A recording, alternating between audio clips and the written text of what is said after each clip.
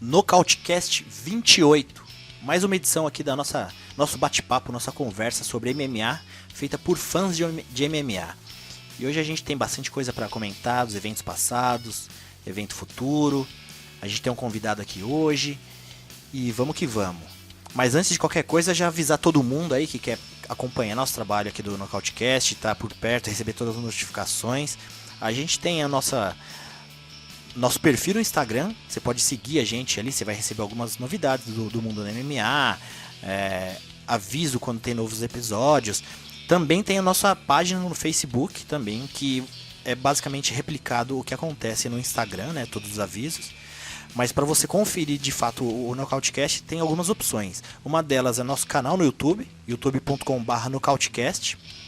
E também tem Spotify e agregadores de podcasts aí de Android. Se você tiver o seu aplicativozinho de podcast lá, é só dar uma buscada em todas as situações de plataforma que você colocar Nocautecast, pelo nosso nome ser bem prático, não vai ter grande dificuldade de encontrar. E hoje aqui eu estou acompanhado do meu amigo de bancada de Nocautecast, André G. Fala aí, André, tudo bom, meu amigo? Boa noite. Fala, Davizão, tudo certo, meu cara? Tudo tranquilo por aqui, preparado já pra gente ter esse belo papo de MMA e hoje com um convidado aí na casa. Hoje eu tô um pouquinho melhor, André, hoje eu vou ter gás pros 5 rounds aí. Semana passada minha voz começou a acabar, e eu fui sentindo o gás, os primeiros rounds ali eu não soube poupar, e acho que hoje eu consigo até os 5 rounds aí, cara. Pois é, Davi, na semana passada aí, você já foi chegando ali no terceiro round, eu vi que seu gás estava acabando. Vamos lá. Já tava ficando sem voz. E nosso convidado aqui é o nosso amigo que acompanha a gente no Instagram, vive comentando, a gente também acompanha o perfil dele, que é bem interessante também para quem se interessar. É o Bernardo, mas ele é conhecido também no Instagram como Bernardo Bet, que ele coloca alguns palpites ali, apostas. Fala aí, Bernardo, tudo bom, meu amigo? Fala, Davi, tudo bem? Fala, André, tudo bem?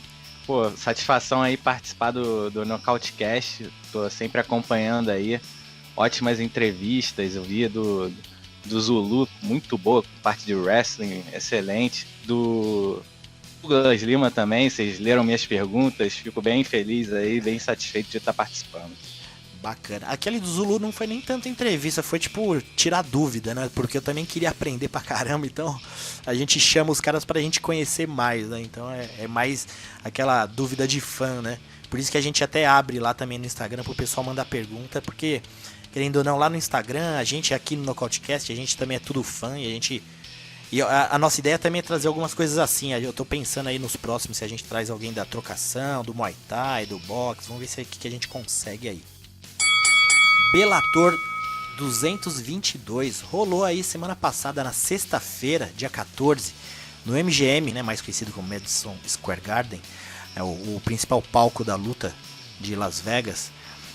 Rolou ali um evento bacana do Bellator, né, com grandes lutas, inclusive até no card preliminar. Tiveram boas lutas, bons nomes que a gente já meio que acompanha. E eu separei algumas lutas aqui pra gente comentar um pouquinho mais detalhado.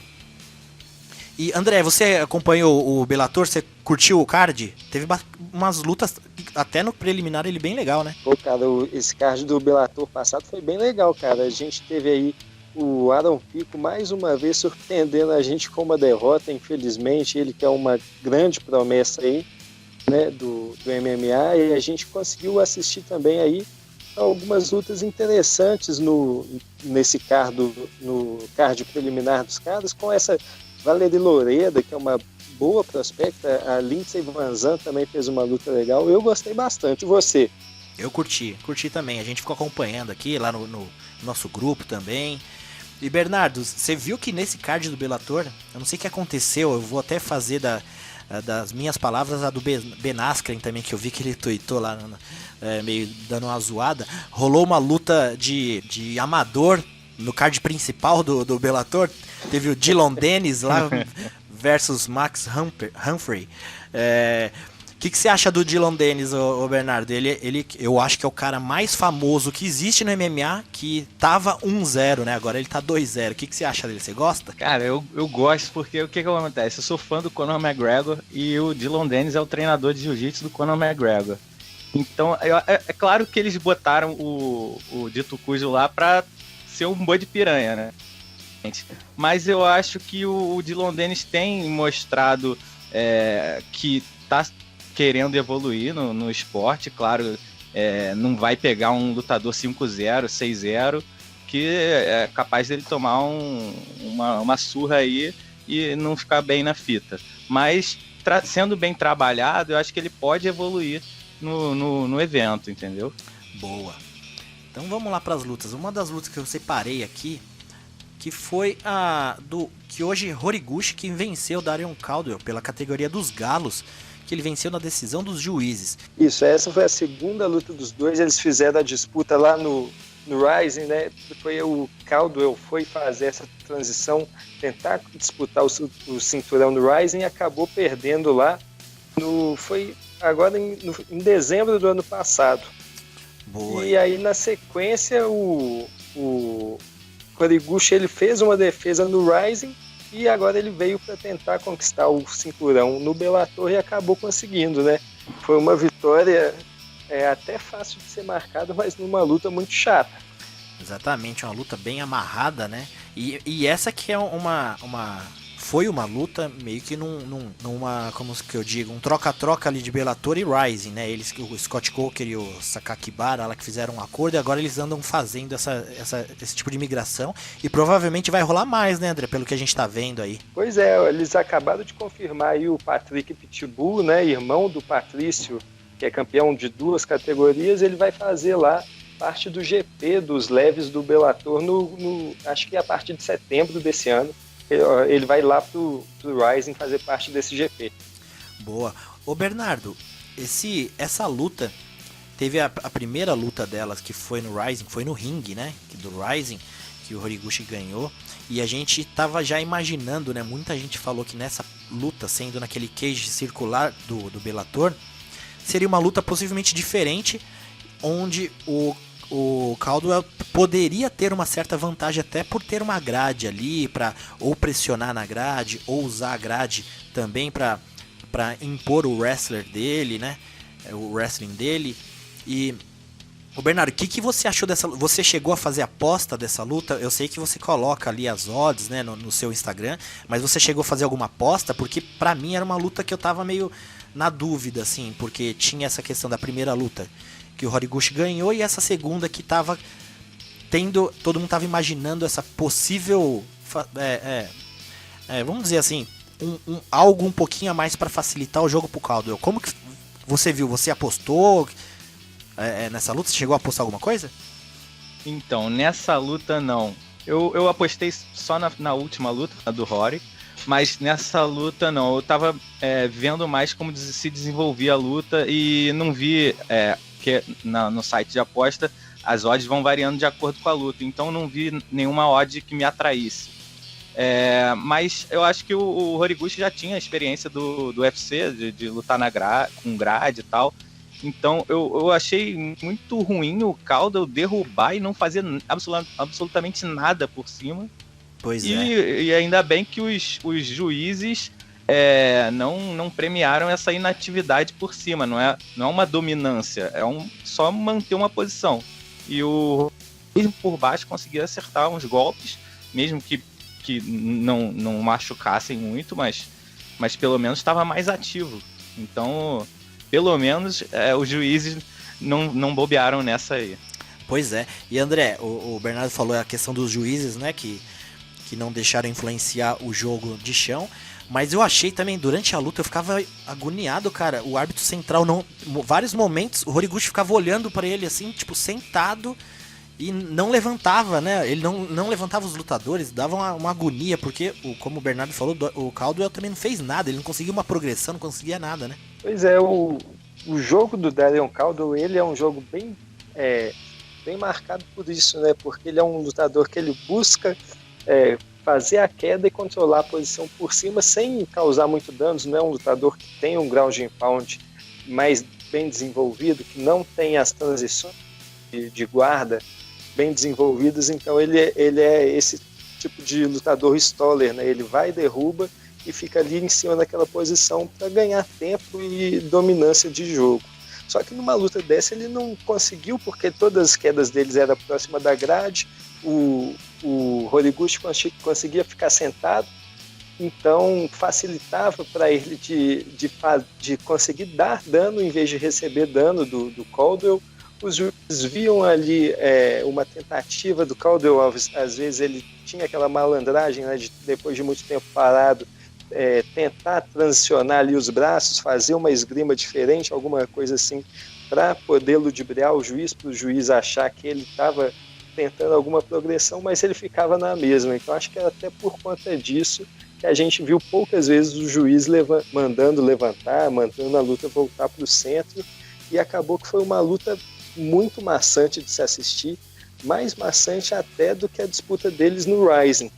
Foi bem decepcionante. Pois é. E André, o que você acha agora pro Horiguchi, daqui pra frente? Cara, o Horiguchi, ele depois que saiu do UFC, ele tem passado por cima de muita gente boa, né? Antes mesmo dessa luta do Caldwell, entre as duas lutas com o Caldwell, ele passou pelo Ben Nguyen, que também chegou a ser um top lá do UFC, e dito que o futuro dele é dominar a categoria dos galos em qualquer organização que ele tiver fora do UFC, cara. Ele tem esse contrato, né, que ele garante que ele faça pelo menos uma luta por ano no Bellator, tem o contrato no Rising, né, tem uma galera muito boa ali no Oriente, tem uma galera legal no Bellator, então eu acho que ele vai continuar aí pelo menos nos próximos anos transicionando entre esses dois eventos, e pode ser que ele receba aí para essa luta, para a próxima luta dele, algum lutador de nome que pintou nesse card, né? Porque a gente viu aí o Dudu Dantas, ex-campeão da categoria, perdendo para o João Archuleta, que já está chegando forte, né? Quem sabe o João Archuleta faz essa luta. Se bem que a luta do Archuleta foi no peso pena, né? E pro Darren Caldwell, a gente imaginar que vai vir para ele na sequência agora, ele já demonstrou uma coisa que apareceu um vídeo hoje nas redes sociais, acho que o perfil do Bellator também postou. O Caldwell, assim que acabou a luta, ele foi pro camarim, não sei como que chama, ou para onde eles vão depois da luta. Aí uma câmera ficou acompanhando ele, foi lá, deu um soco na câmera, né, Zé Mané? É que eu não sei se o Bellator não costuma muito ligar para essas coisas. No UFC poderia ter dado uma dor de cabeça para ele, mas no Bellator não sei. Mas vamos lá agora para categoria meio pesado. Lyoto Machida, que nocauteou, né, foi por TKO.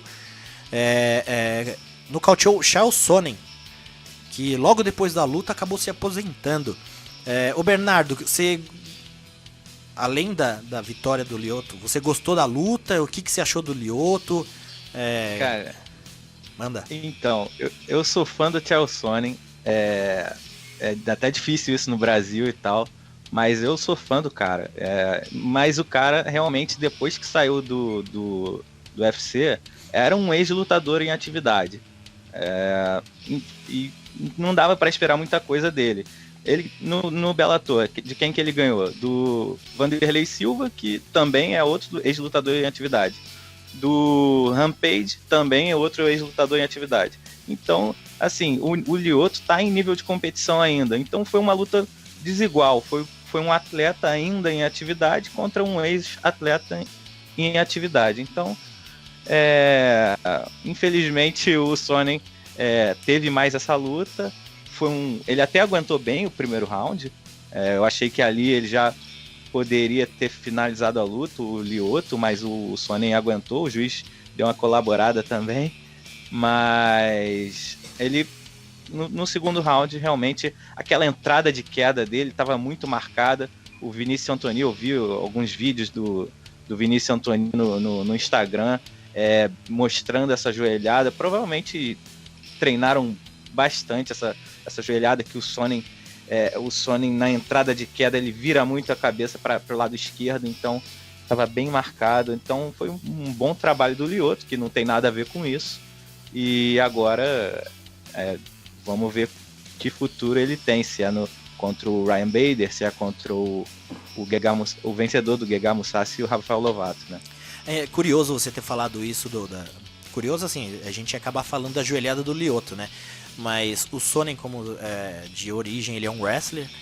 E até aquele episódio do Zulu que a gente chamou o Zulu por ter muito crescimento do wrestling no MMA. E é curioso também que essa joelhada que o Lyoto deu tem aparecido bastante, né, André? O Bernardo. Tem aparecido bastante nocaute com esse tipo de golpe, né? Só nas últimas semanas aí tem rolado umas 2 ou 3. Eu tô tentando lembrar de algumas que tiveram. O Aaron Pico, do Aaron Pico, né? O próprio Aaron, né? Exato, então... A questão é, como o próprio Zulu falou, a transição, né? O timing da entrada de queda, que até ele falou que o Khabib não tem, mas ele consegue ainda assim derrubar. E quando você, com um striker de bom nível, o próprio Beneil Dariush, quando tentou derrubar o Edson Barbosa, se não me engano, o Edson Barbosa acertou uma joelhada voadora. Então o timing tem que ser muito, muito bem feito. Até o Chael Sonnen fez um vídeo recente sobre o Aaron Pico, falando que 2 mais 2 no MMA não é igual a 4. Porque não adianta você ser um bom striker, você ter um bom wrestling, só que você não domina a transição, passar de uma arte para outra. Aí fica realmente complicado. E André, a gente já falou aqui do Sonnen, da aposentadoria dele. O que você acha o Bernardo falou que gosta do Sonnen. Eu também gosto bastante do personagem no melhor sentido da palavra. Por mais que o próprio Sonnen também fala que aquilo ali é um personagem. Ele até comentou, acho que hoje no Twitter, falando que só o Conor McGregor, que ele não acredita que aquilo é personagem, que ele é meio doido mesmo, o Conor. E o que você acha do Sonnen, André? Eu sou um fã do Sonnen. Eu acredito que ele é um cara que conseguiu mudar o MMA. Ele é um cara que transformou realmente a maneira como o MMA é visto, como ele é feito por lutadores e por promotores. Gosto muito do trabalho dele fora dos cages. Ele é um comentarista muito bom, um analista muito bom, um entrevistador muito bom. E fico feliz também que finalmente ele tenha tido, né, a tomado essa decisão de se aposentar, porque as últimas apresentações dele, como o Bernardo falou, ele já era um ex-lutador em atividade, ele estava se apresentando muito mal havia algum tempo e a gente não quer ver essas pessoas que a gente admira, né, que a gente assiste tanto, tendo problemas de saúde lá na frente por conta da quantidade de impacto que eles sofrem, né? Eu acho que o legado dele, tanto nessa questão, né, de autopromoção dos lutadores, né, da questão de utilizar o tempo que eles têm ali, seja nas entrevistas, né, para poder fazer um marketing pessoal, para poder chamar atenção nas lutas. Isso mudou muito a maneira como o MMA é feito e abriu espaço aí para alguns personagens, um deles o próprio que estava aí na luta anterior a ele nesse Bellator. O próprio, né? Quem? Você falou e cortou, André. Próprio quem? Dillon Danis. Ah, sim. O próprio Dillon Danis, que estava aí, né, na luta anterior, é um cara que adaptou um pouco dessa questão, né, do legado dele, do trash talking, essa questão de se promover bastante, utilizar as entrevistas para crescer o seu nome, e vem dando certo pro Danis, que na segunda luta dele já era a terceira luta mais importante num card, inclusive à frente de uma disputa de cinturão, né? Exatamente. Eu tava pensando aqui também, e o Sonnen, por ser esse personagem no MMA, assim como vocês também gostam, eu também sou fã dele, e eu basicamente gosto de todos os elementos que constituem o MMA, sabe? Até coisa ruim eu gosto um pouco. Então assim, eu gosto do trash talker, eu gosto do striker, eu gosto dos melhores jiu-jiteiros, eu gosto do wrestling. Então assim, eu gosto de tudo um pouco. E gosto também muito do Sonnen. E eu tava pensando aqui, eu como faço esse trabalho com charge, né? Todo esse tempo que eu faço, já vai dar uns 4 ou 5 anos que eu tô fazendo charge sobre MMA. Muitas charges que eu fiz com o Sonnen é sempre envolvendo esse lado dele de trash talker, de vender, de promover a luta, né? Tem a luta, se eu não me engano, na luta que ele fez contra o Vanderlei Silva, eu fiz o Vanderlei ali afiando o machado e ele afiando a língua. Aí assim, todas as charges que eu vou pensando do Sonnen é relacionado a esse tipo de coisa. Tem até uma charge que eu fiz, que eu acho que foi do Colby Covington, quando ele começou com esse trash talk dele, que já é uma coisa diferente, né? É uma escola diferente da do Sonnen, assim. O Colby Covington ele faz um jeito meio tosco, assim. E era o Colby Covington sendo reprovado pelo Sonnen, assim, então ele tinha muito que aprender. E eu lembro nessa luta do Colby Covington que eu tinha colocado vários trash talkers assim na parede, como se fosse o Covington estando numa sala de aula tentando aprender essa arte do trash talk, o Sonnen ali reprovando ele.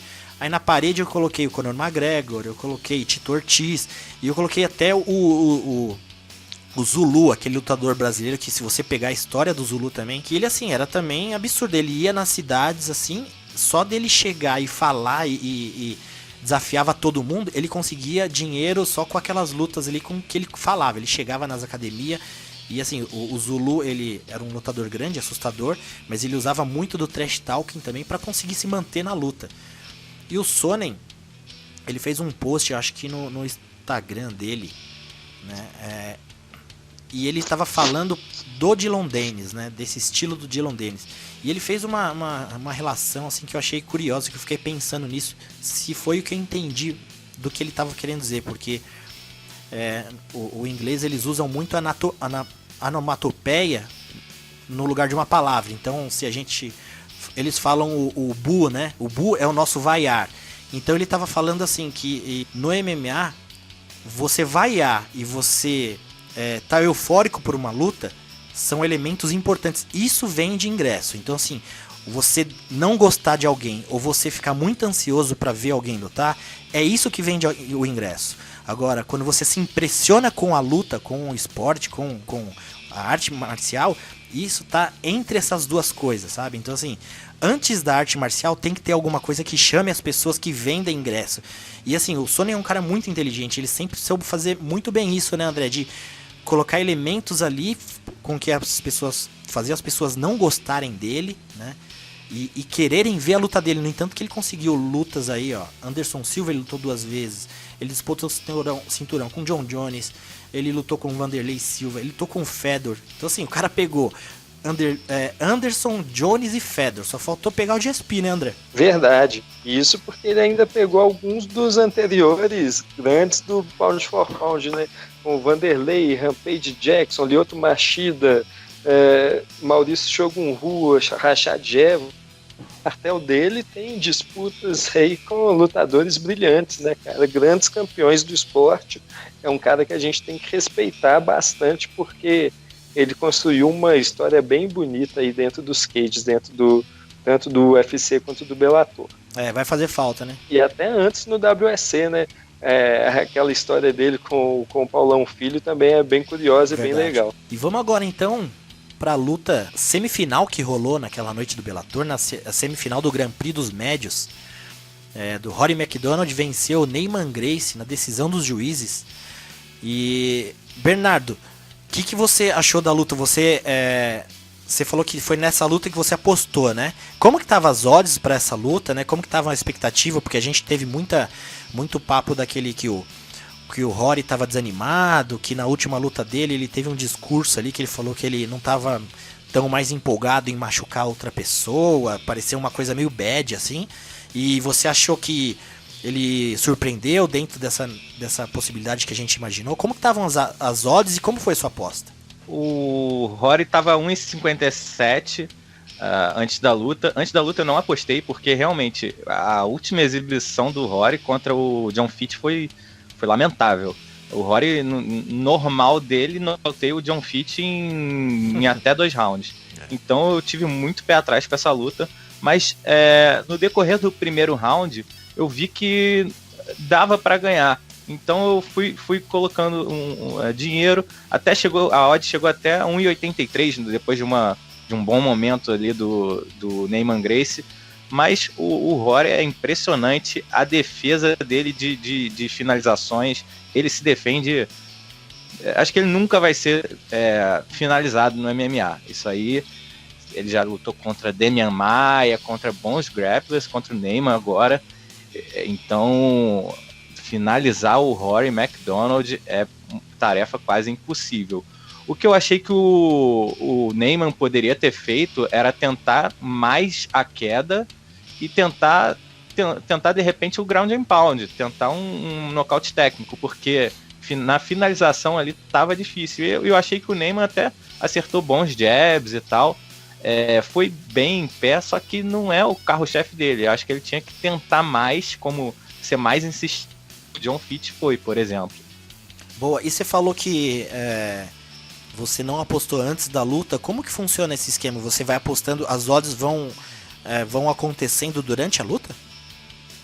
Isso. Então, antes da luta você tem lá as odds, né, que são as cotações dos lutadores. Só uma pergunta antes. Durante a... Sim. Só pra você falar, esse negócio das odds, o que eu sempre imaginei? Não necessariamente é a chance de um lutador vencer ou não. É a quantidade de apostas que é feita nele que vai alterando as odds, é isso? Também, mas o que varia muito é a luta, o decorrer da luta. Se um lutador vai muito bem, tá a ponto de nocautear, a odd dele vai muito lá embaixo. Por exemplo, eu tenho um amigo, o JV lá da Bahia. Ele pegou, não sei se vocês lembram a luta do Ryan James, que é um lutador pavoroso assim do UFC.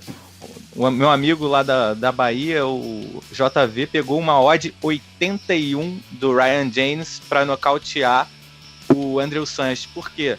O Andrew Sanches estava muito bem na luta, ele já era favorito, a odd dele era 1,25, ou seja, pegava o seu valor e multiplicava 25%, incrementava em 25% o valor que você apostava.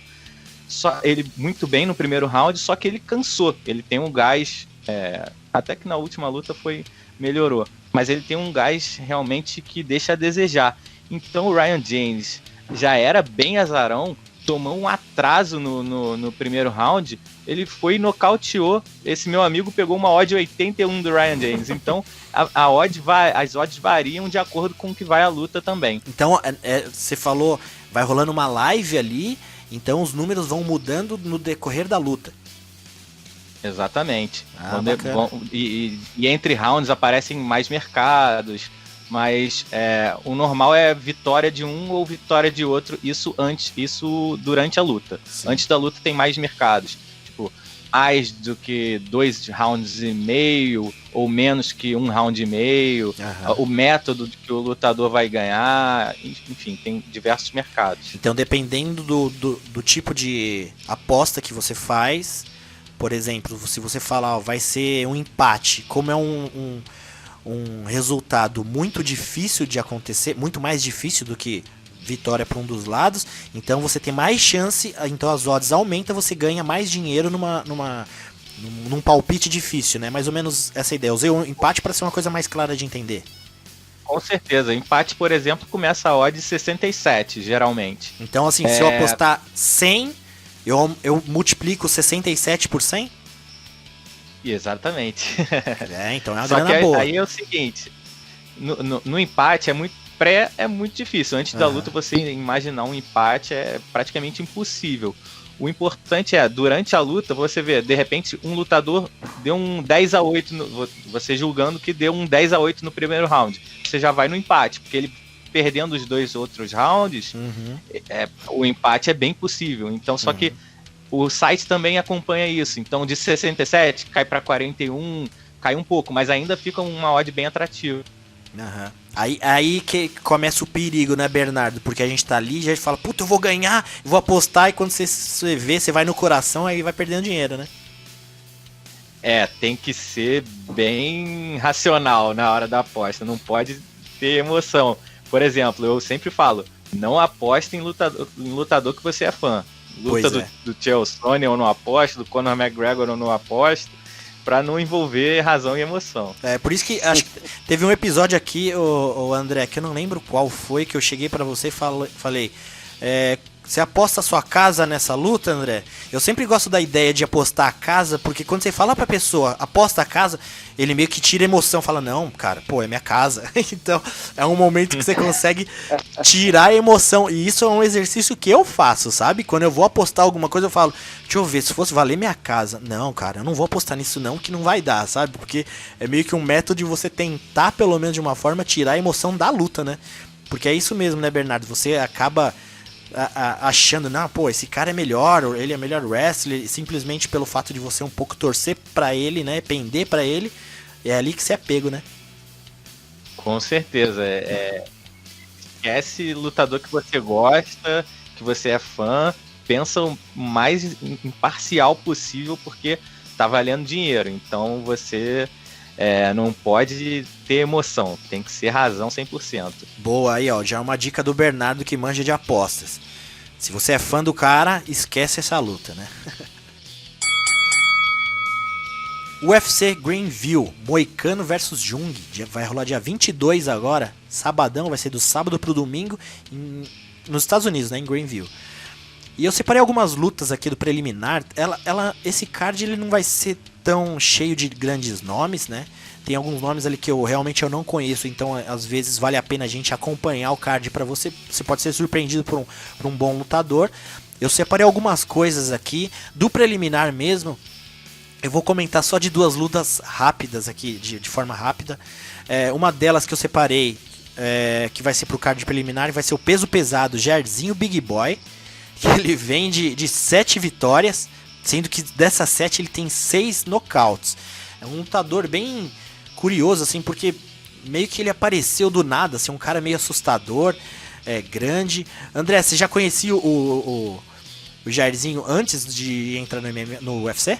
Pô, cara, não conhecia ele. Mesmo ele já tendo lutado lá no Rising, ele passou completamente despercebido. Só fui conhecer ele naquela luta contra o Júnior Albini. Pois é. E a próxima luta que eu vou destacar aqui é que vai ter uma brasileira também nesse card preliminar, que é a Ariane Lipski. Ela que já teve, eu acho que ela teve uma luta no UFC, se não me engano. Eu vou dar uma olhada já aqui. Ela teve uma luta que ela estreou com uma derrota.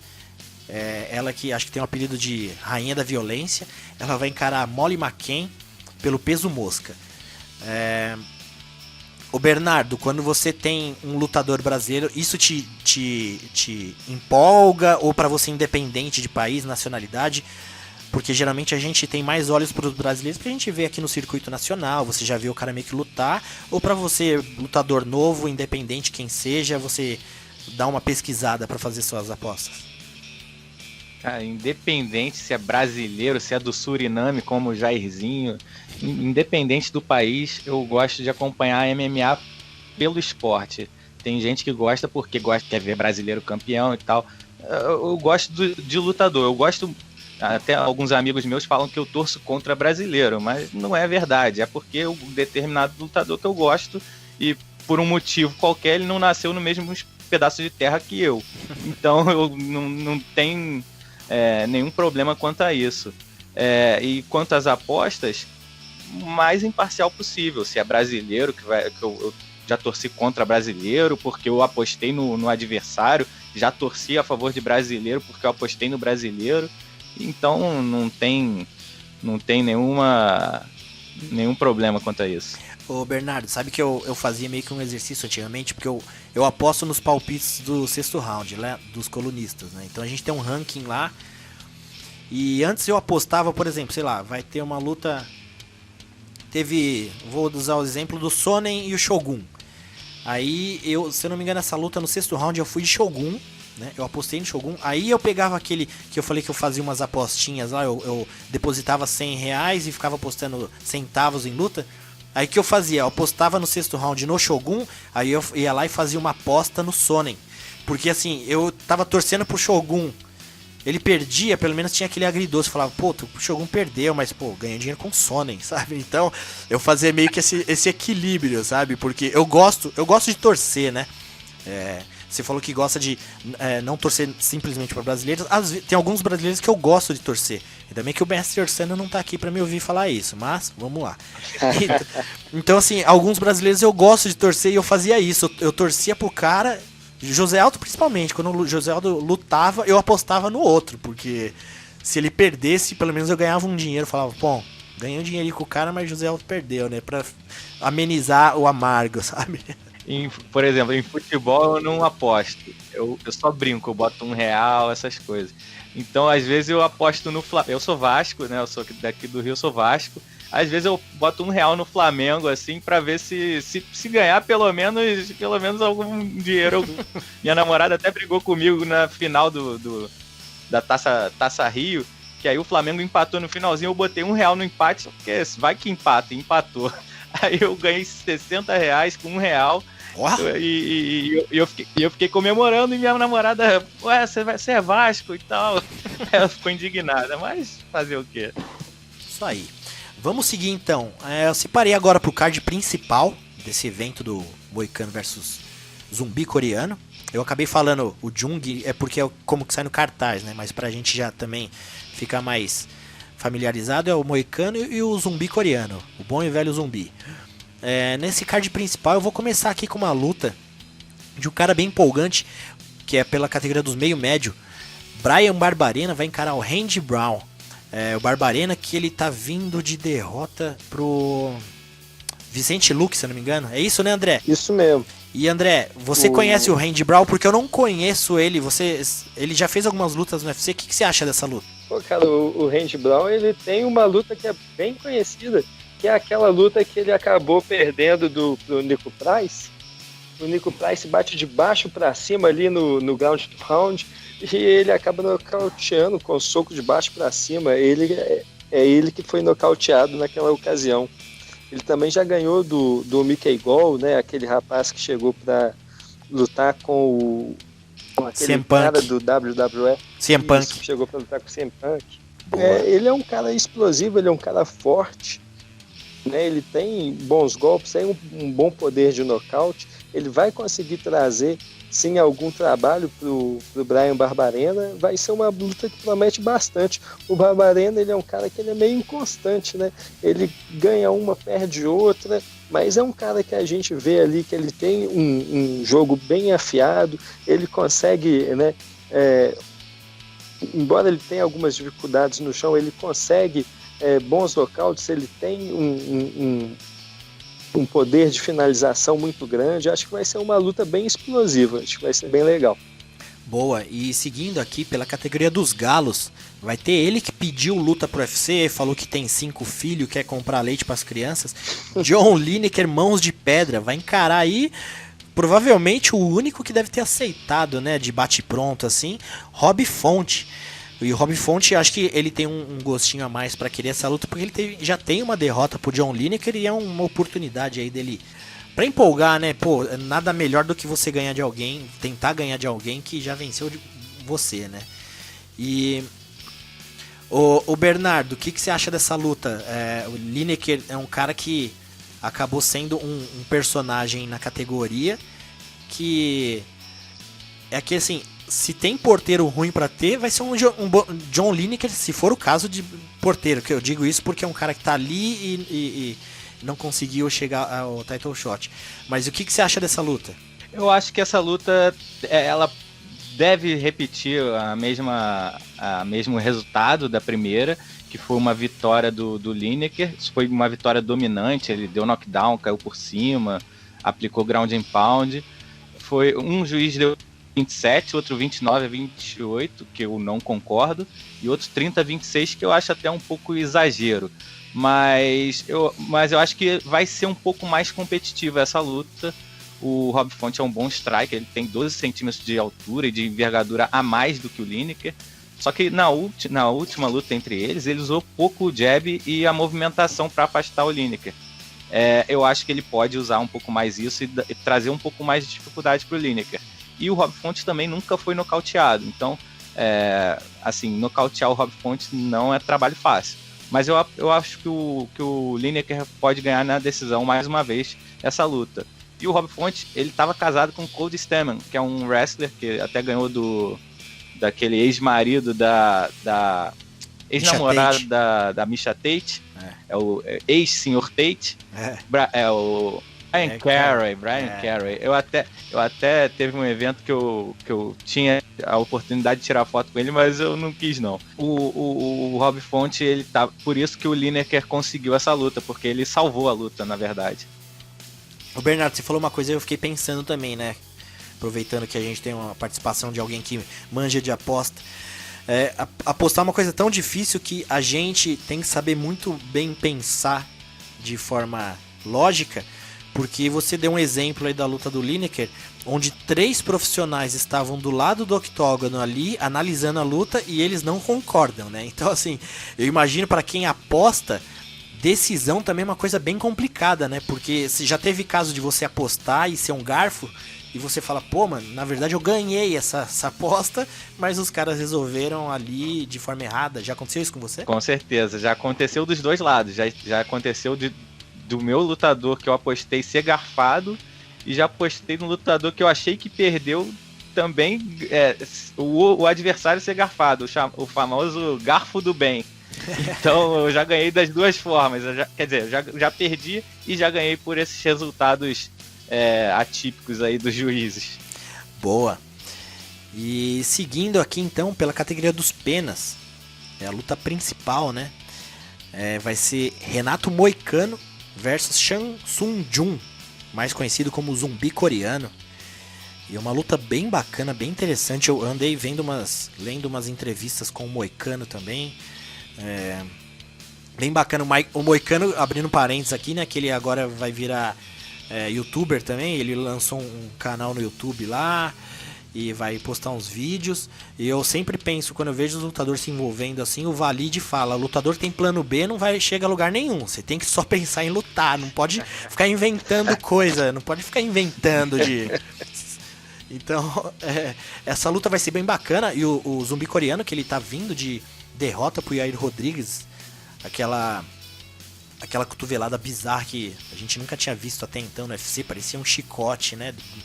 Que o Yair Rodrigues meio que tava perdendo. Aquela luta tava muito sanguinolenta, ele tava perdendo a luta no último segundo ali, conseguiu abaixar, esquivar e dar uma cotovelada que a gente, como leigo de esporte, a gente acha que foi sem querer, né? Mas nada como você treinar 8 horas por dia e é fácil a gente falar que foi sorte.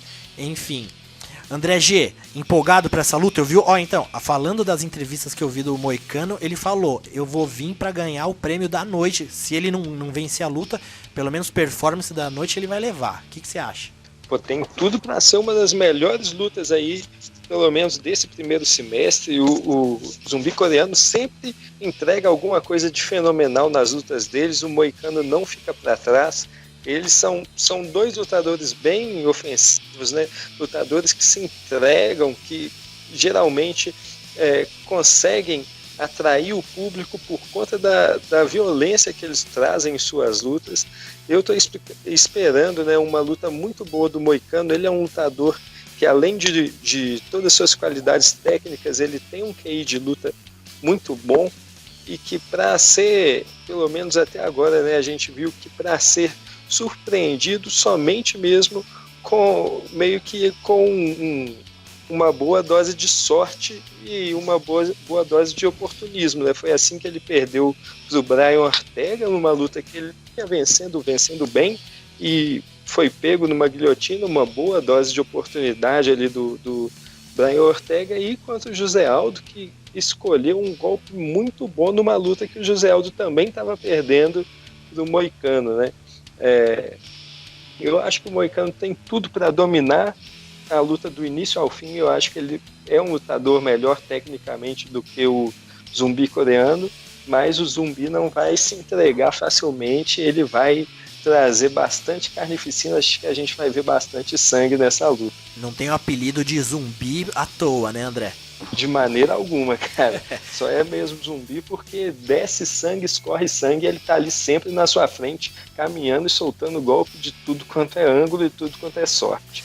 E só pra frisar também, o Renato Moicano, que participou do nosso episódio número 7 do Nocautecast. Quem quiser conferir, vai lá no YouTube, que tem todos os episódios. Você pode também colocar na busca Nocautecast Moicano, vai ser o primeiro resultado ali pra você. Foi uma participação bacana do Moicano. E o zumbi coreano, o Bernardo, você deve, pelo que a gente tá conhecendo você aqui, você conhece bem de luta, então você não deve ser de hoje que você conhece MMA. E o zumbi coreano, às vezes dá aquela impressão que meio parecido com o Glover, pelo menos no meu ponto de vista, né? O Glover Teixeira, o brasileiro, que ele teve um problema ali de visto por um período na vida dele, de visto americano, ele não conseguiu entrar nos Estados Unidos, então ele perdeu um bom tempo de carreira de MMA porque ele não pôde ir para os Estados Unidos. Então ele passou o carro em tudo que é brasileiro aqui que ele lutava, ele sentou o braço. E o zumbi coreano, ele teve um problema, né? Ele teve uma pausa na carreira dele, que foi também ele teve que se apresentar no exército e ele ficou parado, né? Você acha que o zumbi coreano, ele tem um caminho para percorrer nessa categoria? Ele que fez uma luta com o José Aldo, ele estava fazendo uma luta boa com o José Aldo, por mais que o José Aldo também estava bem na luta, ele conseguiu, o José Aldo, acho que foi um chute alto, alguma coisa assim, conseguiu dar uma deslocada no ombro do zumbi, ele caiu ali, o José Aldo ganhou por nocaute técnico, e ali, naquele momento que ele estava da carreira ali contra o José Aldo, ele já era um nome assim, meio assustador na categoria. E, se eu não me engano, foi depois dessa luta com o Aldo que ele parou e foi se alistar no exército. Alguma coisa. Se alistar não, né? Ele foi se apresentar, ele foi convocado para alguma ação, não sei. E, Bernardo, você acha que o zumbi coreano ainda tem um grande caminho aí pela categoria? Você acha que ele tem chance ainda de ser campeão, alguma coisa assim? Então, o zumbi, ele é muito bom lutador, só que realmente esse tempo afastado, servindo exército, ruim pra ele. Apesar dele ainda estar no ranking, tem uma galera nova chegando aí que dificilmente acho que ele vai ter gás para uma nova corrida rumo ao cinturão. Por exemplo, tem Kelvin Keita, o Alexander Volkanovski, que já está lá na frente, tem o Zabit Magomed Sharipov, tem o Mirsad Bektic. É uma categoria recheada de lutadores talentosos. Agora, para essa luta contra o Moicano, eu acho que ele tem condição de repente, se ele não der uma bobeada, que às vezes dá uns lapsos nele, de pelo menos não ser nocauteado. Finalizado, eu acho, nocauteado, o Moicano nunca nocauteou ninguém, seria a primeira vez, então essa hipótese eu meio que descarto. Finalizado, o zumbi nunca foi finalizado, então fica uma situação bem difícil, apesar do Moicano ter um jiu-jitsu excepcional, mas eu acho bem difícil. Então, para essa luta, eu acho que o Moicano provavelmente vai ganhar na decisão dos juízes. O Moicano me chama muito a atenção a capacidade que ele tem de ajustar o jogo durante a luta. Por exemplo, não sei se vocês lembram daquela luta do Kelvin Keita, que o Kelvin Keita, que é um excelente boxer, ganhou dele o primeiro, ajustou o jogo, bateu e saiu e fez aquele jogo dele primoroso e conseguiu vencer por 29-28. Eu acho que no caso do Moicano, apesar de eu não ter gostado muito do que ele disse, que ele falou que quer fazer a luta do ano, como você tinha falado, pra mim, que sou apostador, o cara vai entrar pra bater e apanhar também. Se ele me falasse, não, eu quero a performance da noite, ou a performance do ano, então ele, pra mim, que sou apostador, ele ia mostrar que tem mais confiança no jogo dele, ou pelo menos ele quer mostrar que ele quer parecer ter mais confiança. Então, em termos de aposta, no caso, eu acho que essa luta, uma aposta mais conservadora, seria mais do que 2,5 rounds, por exemplo. Mas eu acho que o Moicano ganha na decisão. Eu acho que ele ganha nessa decisão. E falando de futuro, se me permite, manda. Eu acho que o Moicano tem jogo para fazer frente ao Volkanovski, porque o Volkanovski ele encurrala os lutadores. O Aldo, por exemplo, o Aldo ele é meio paradão ali, base de Muay Thai, e o Moicano tem uma movimentação muito boa, evade bem lateralmente, então eu acho que ele tem um jogo que pode casar com o Volkanovski mais lá na frente. E o Moicano, ele tem meio que um jogo de média distância para longa, né? Não que a altura vai fazer envergaduras ser proporcional, mas eu acredito que o Moicano deve ter uma envergadura maior que o Volkanovski. Isso também pode facilitar no controle de distância, né?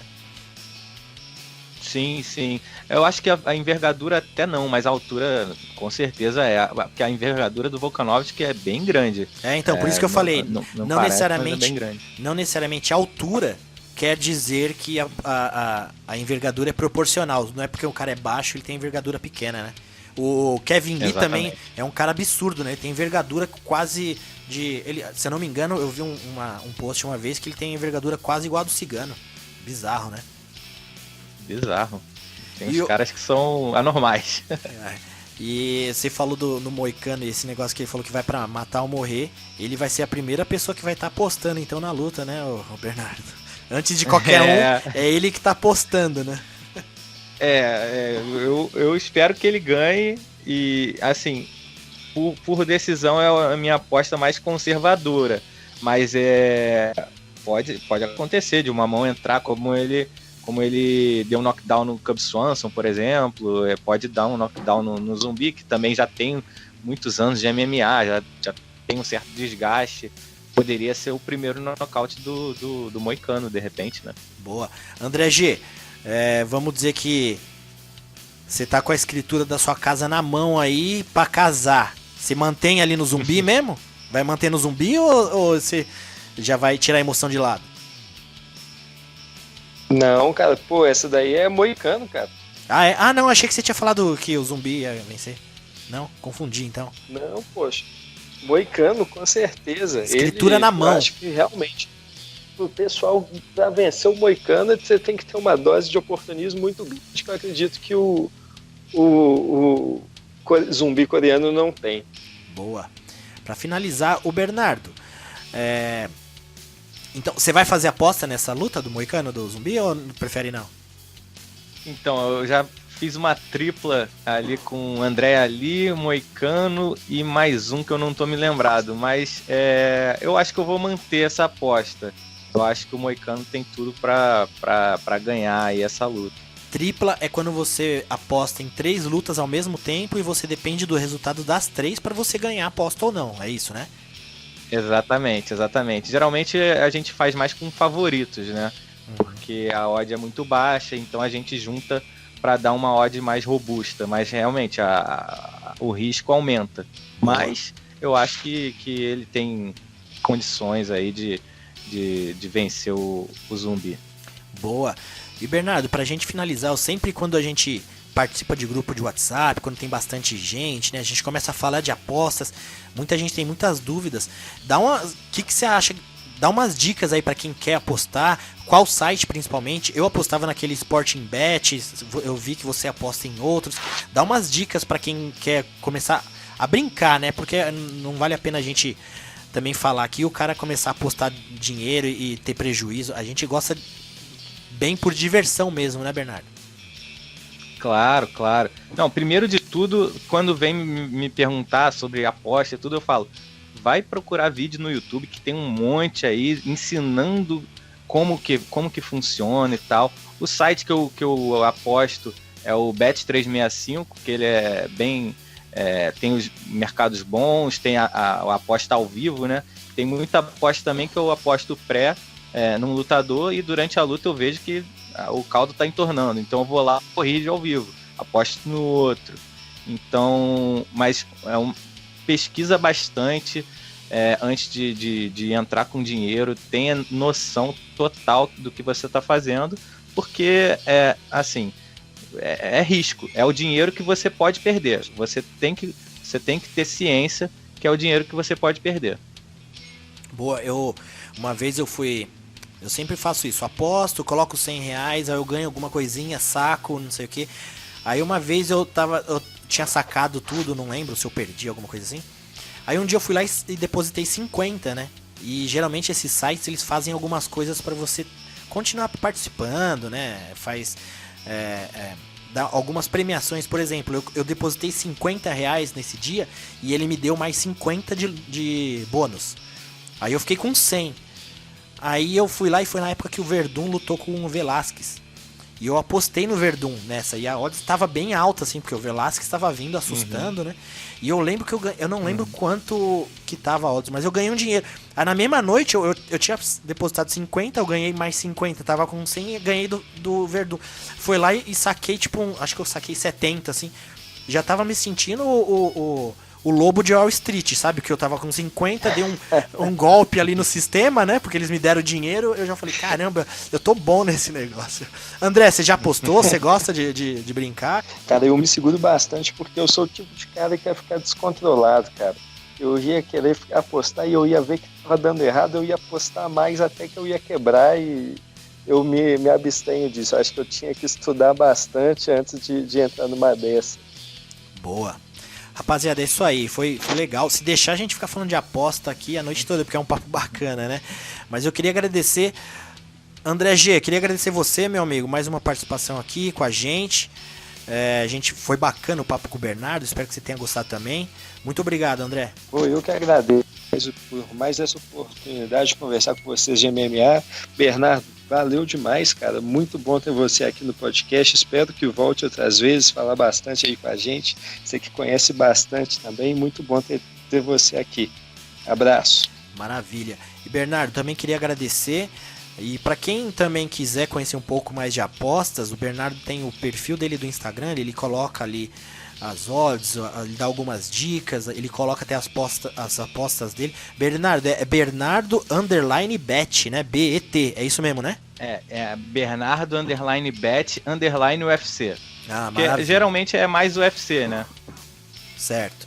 Maravilha, Bernardo. Queria agradecer, meu amigo, pela participação.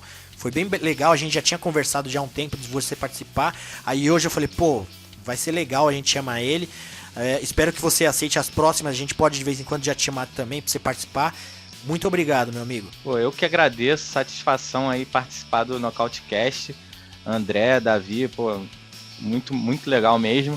E poderia mandar um abraço pro pessoal do grupo Apostas em MMA, que a gente troca muita informação lá no grupo do Facebook. A gente troca muita informação de aposta e tudo, de lutadores, então muito do que eu conheço, eles me ajudam também, é uma troca bem legal. E um abraço para vocês e para toda a galera que está nos ouvindo aí. Maravilha, um abraço para a rapaziada aí do grupo. E é isso aí, pessoal, eu vou deixar agora aqui, vai ter os eventos de final de semana com o André G, vamos ficar esperto que tem bastante coisa aí pro final de semana, beleza? Um abraço.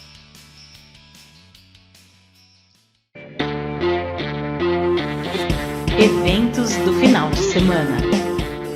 E aí, rapaziada, tudo certo? Aqui é André G mais uma vez trazendo para vocês o que acontece de melhor no mundo do MMA fora do UFC.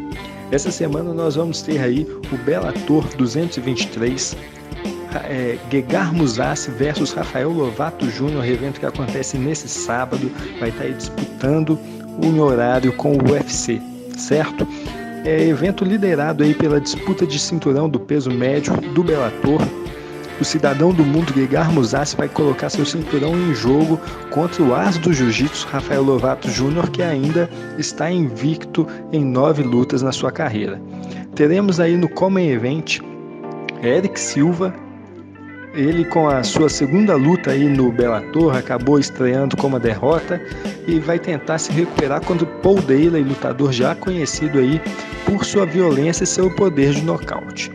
Teremos ainda o James Gallagher, irlandês, conhecido por ser amigo aí do Conor McGregor, ele que teve uma ascensão muito boa no Bellator, conseguiu emendar aí uma sequência de 4 vitórias, até separado pelo Rick Bandejas, tenta agora conseguir novamente criar uma sequência de vitória contra o Jeremiah Labiano, que é um lutador sob medidas, para que o irlandês consiga mais uma vitória e conseguir crescer aí dentro do Bellator. Anterior a essa luta, vamos ter uma luta muito bacana, uma disputa entre 2 prospectos de grande nível. Mike Shipman vai disputar aí com o Costello Van Stennis. Essa que é uma luta aí do peso médio. São 2 lutadores que estão crescendo bastante no Bellator, 2 lutadores bons que conseguem bastante finalizações em suas lutas, seja as interrupções por nocaute ou por finalização. Então é uma luta que vale ficar ligado. E teremos ainda o Melvin Manhoef, um trocador extremamente conhecido aí, já é um veterano tanto do kickboxing quanto do MMA, fazendo uma luta contra o Kent Copeland, o inglês que vai tentando aí tirar essa grande sequência de derrotas que ele está tendo aí na sua carreira. Ele que vem de 4 derrotas no boxe, embora tenha vencido a sua última luta aí no Bellator, vencendo o Alessio Sakara por nocaute, certo? Então é isso, Bellator 223, um evento muito legal, vai valer a pena. Ele está disputando aí com o UFC, mas vale ficar aí trocando de canal para ver também os acontecimentos lá da Inglaterra, ok? É isso aí, rapaziada, até a próxima.